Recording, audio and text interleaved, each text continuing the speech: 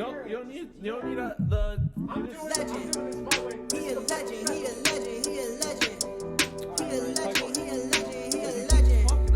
He a legend. Welcome to the league. To the league. To the league. To the league. To the league.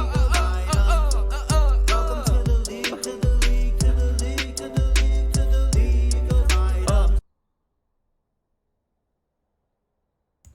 What's up, everybody? It's Pikel with League of Items, and in today's video we're going to review the LCS from week 1, and then we're going to take a look at the LEC and the LCK for next week. I'll also make a video on Sunday probably for the LPL because there are 7 days of games, I think, so that's too many games for this video. First, in the LCS, let's go through the results. So we had Cloud9 beating 100 Thieves, not very surprising. That was the pick that I had going into that. I posted it in Discord. I don't have a paid Discord anymore, but the guys who have been supporting me for a long time, they were asking, so I kind of put the picks in the Discord. So I had Cloud9, I had Evil Geniuses beating Golden Guardians, I had FlyQuest beating Team Liquid, CLG beating Dignitas, but I had Immortals beating TSM because they were the underdog. Let me get my phone. I'm gonna try something today with the screen thing. So this is the bet that I had yesterday. It was a 5-pick parlay, $10, nothing crazy. I had Cloud9, EG, FlyQuest, Counterlogic Gaming, and Immortals. Immortals had a big lead going into that game, and that they threw it away. That was 10 to win 185, and they screwed me on that one pretty hard, so that was upsetting. Then today we had Counterlogic Gaming beat Evil Geniuses, which is obviously a surprising upset. CLG, the continuity, pretty funny that they would pick up this win. I don't really believe in the continuity and stuff like that. I think that Evil Geniuses just had a bad game. Evil Geniuses are obviously the better team at this point, and they had again another team who had a lead and threw it away. Cloud9 beat Golden Guardians, which is not surprising. Good for them. TSM beat Team Liquid. That game was surprising, obviously. Team Liquid threw away a lead. So I think you're sensing a theme in this video. A lot of throws. 100 Thieves beat Immortals, and then FlyQuest beat Dignitas, and those 2 games were actually a part of my parlay that I have going for tomorrow, so I'll put that up on the screen.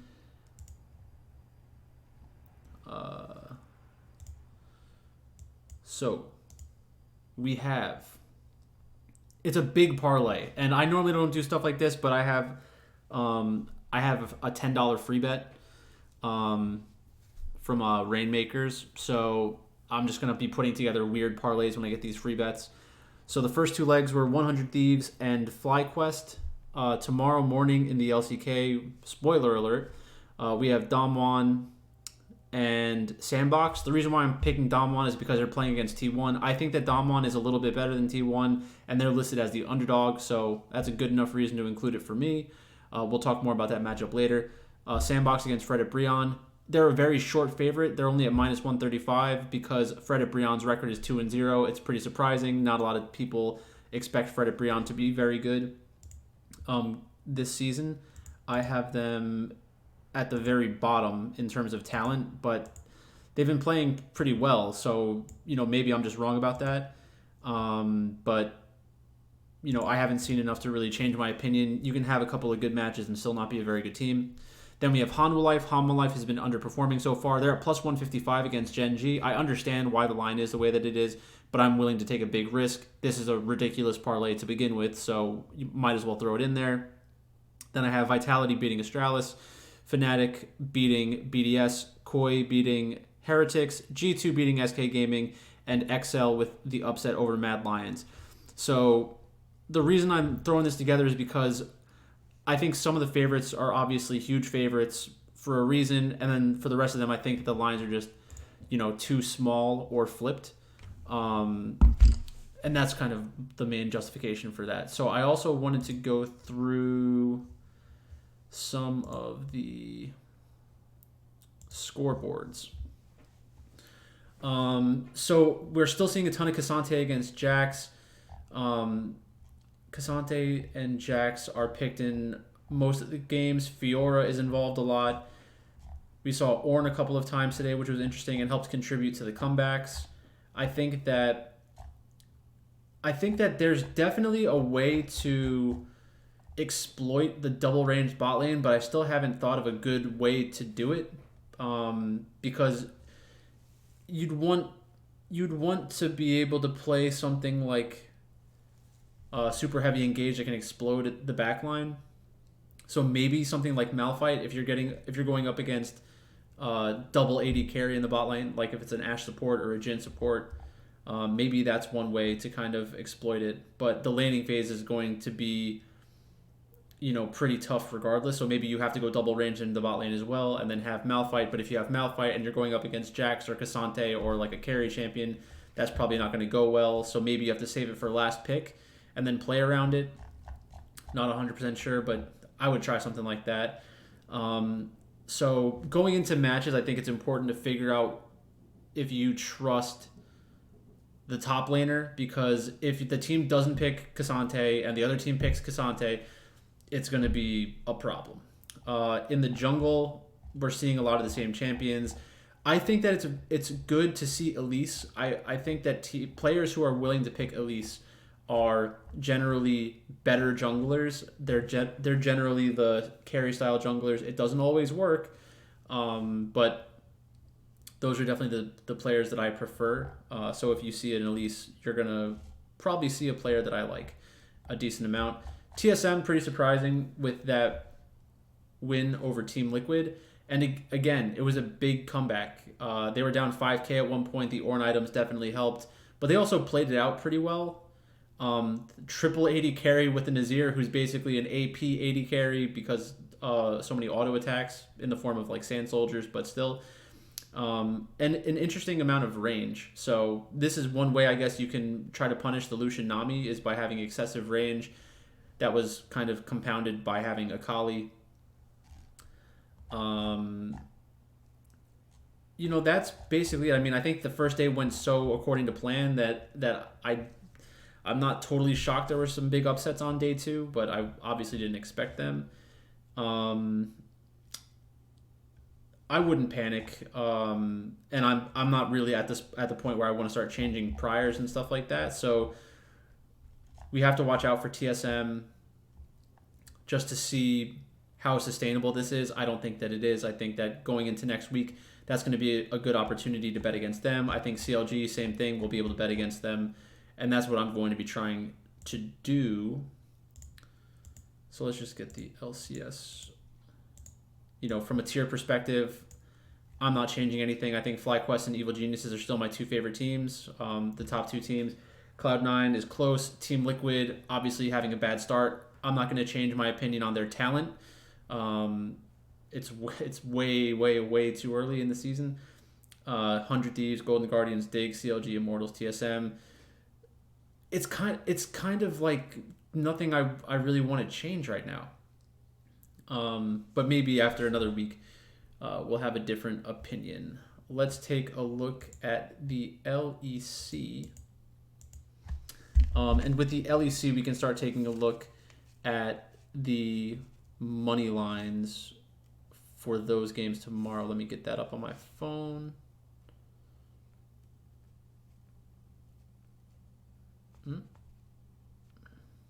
Esports. LOL, European champ.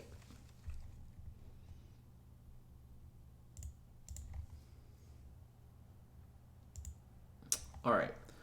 So first up, we have Vitality against Astralis, minus 600. That's a ridiculous number. I'm not betting against Vitality in that spot.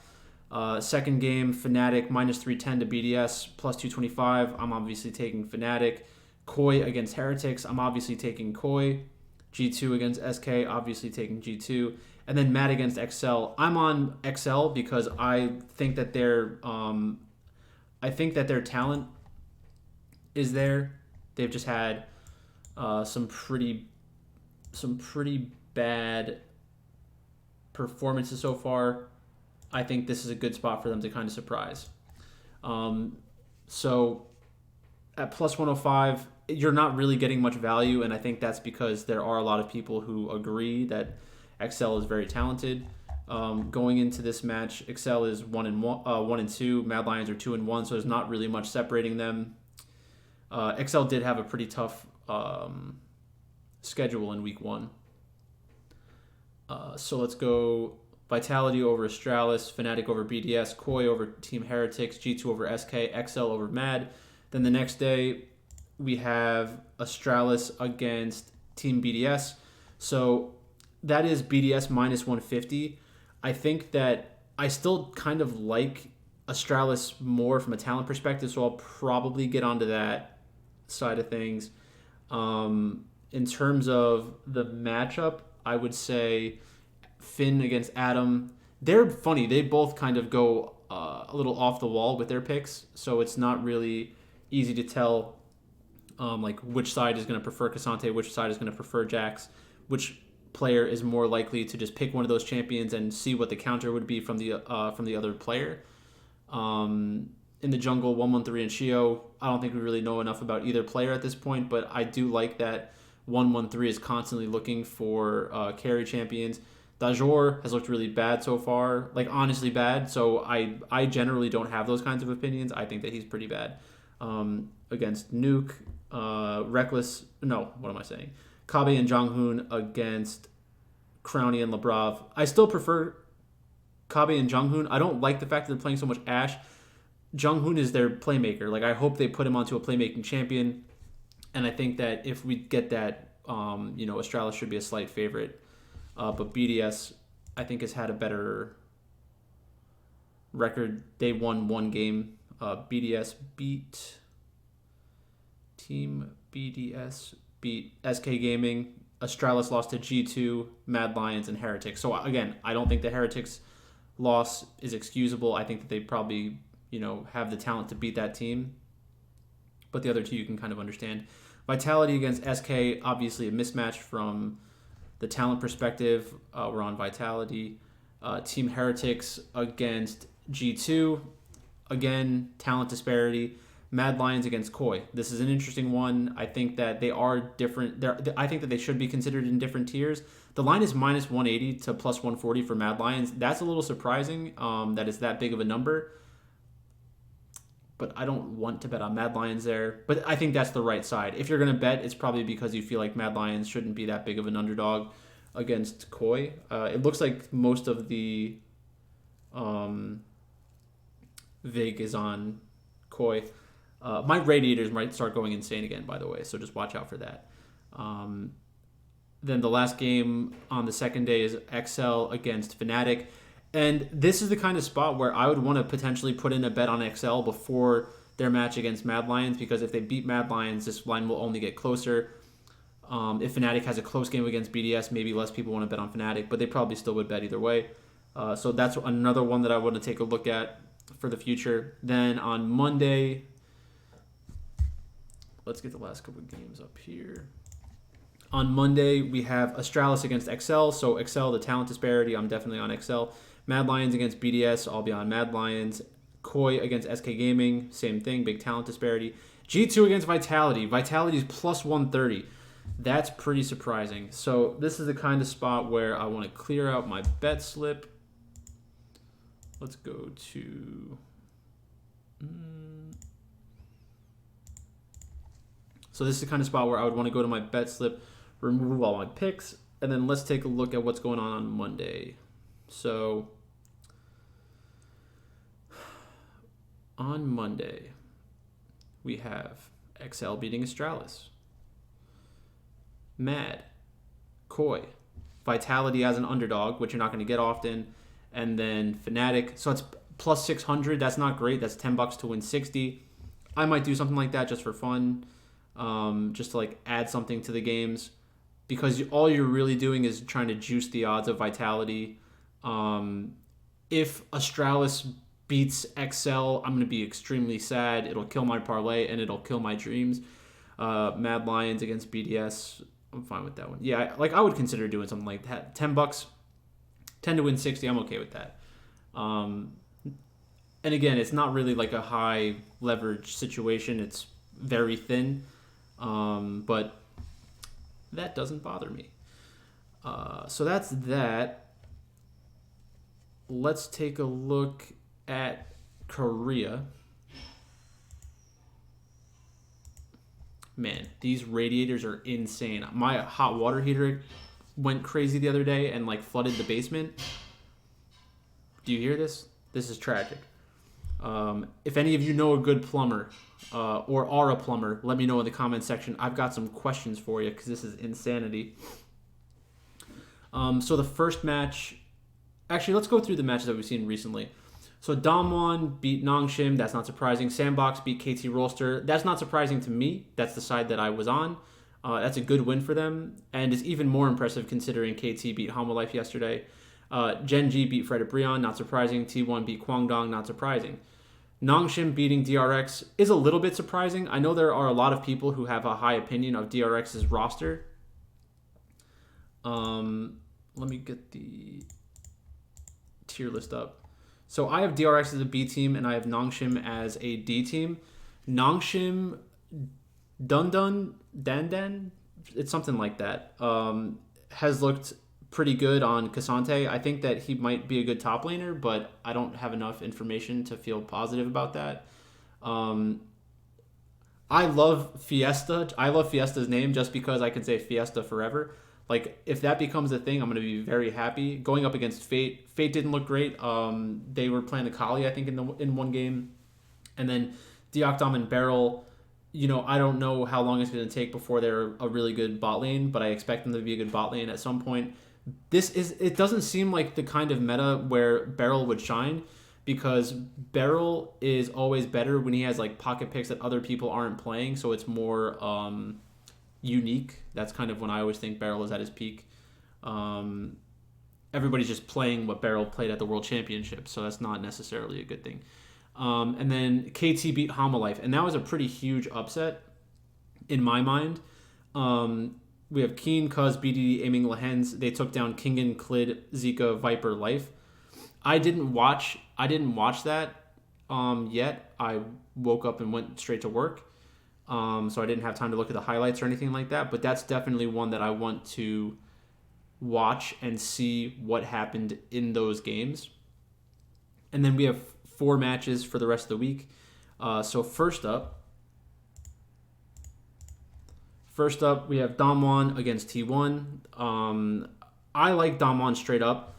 I like the talent on their team, if we're just looking straight up. Kana against Zeus. I think that they're both very good. Most people prefer Zeus because they've seen him more often, but I think Kana is just as good. Canyon against Owner. I definitely prefer Canyon. Showmaker against Faker. I prefer Showmaker at this point, but it's not really a gigantic edge. Faker has a great champion pool and always has a champion for every situation, which is, great for League of Legends. And then we have Deft and Kellen against Gumayusi and Keria. They've all been playing pretty well so far this split, so there's no huge advantage one way or the other. I'll take the underdog. That's just kind of what I default to if I think the two teams are very close. Then the next game we have is Fred Brion against Sandbox. And again, I think that Sandbox's talent is much greater than Fred Brion, so I'm going to want to include them in whatever bets I make tomorrow. So Fred Brion and Sandbox. So Birdall against Morgan. I prefer Birdall. I think it's starting now against Willer. I prefer Willer, but is like a very important player for that team. I forget who the mid laner is. It's not my sheet. I prefer Closer over whoever their mid laner is. Doesn't matter. And then Envy and Kale against Henna and Effort. I don't know if Effort was the one that was playing yesterday, because they just had a match. But I just believe in the upside of Sandbox. This would be a classic losing spot for me. If it's Sandbox and Fred and Brion, because I never get Brion correct. So that would be pretty hilarious, but also very sad for me. And if you wanted to take all those LEC matches and if actually want to take. Actually, no, those are from Monday. Let's see what it would look like if I did. Oh, I'll just go through my 10 team again. Because that's basically what it is. So I have Damwon, Sandbox, Homolife, and Vitality, Fnatic, Koi, G2, and Excel. So that should all happen within the next day. And then the last match is going to be like Sunday morning, like very early morning. And that's going to be Genji or Homolife as a surprising underdog against Genji. Like, I get why it's that way. Genji has looked more like what we've expected, and Homolife has not. So I totally get it. Not super surprising. I will probably make another video this weekend. On Sunday, like I said, it'll go over some of what happens in the LEC. And then it'll also go over the LPL because we have a full week of games. I need to get into a better schedule. I had a lot of weird stuff happen this week with work and the water heater going out, so I didn't really want to make a video yesterday. But that's basically it. That's all I've got for today. Thanks for watching, and I'll talk to you later.